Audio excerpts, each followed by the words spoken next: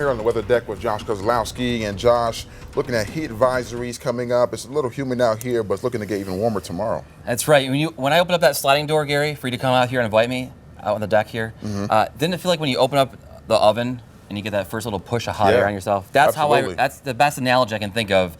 And it's only going to feel worse tomorrow for people when they go out their car, outside their house or apartment, and try to brave the heat and the humidity. So let's talk about the current heat, real feel-like temperatures across the country.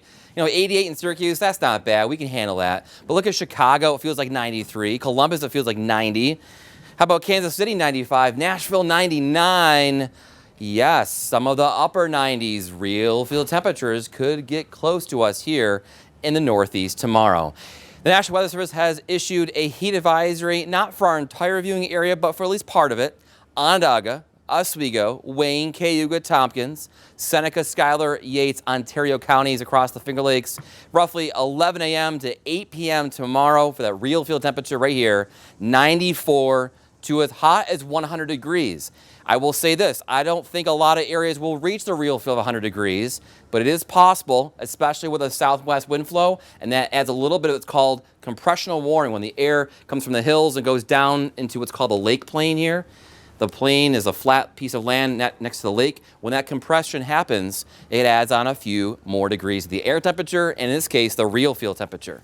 Let's take a trip back in time. 2 Mondays ago, June 23rd, we hit 94, broke a record. It felt like 98. That was one of the first extreme heat days, hot days of the summer. Now, this past Monday, we only hit 90, but it did feel like 94 for a max heat index there. You probably remember both of these dates.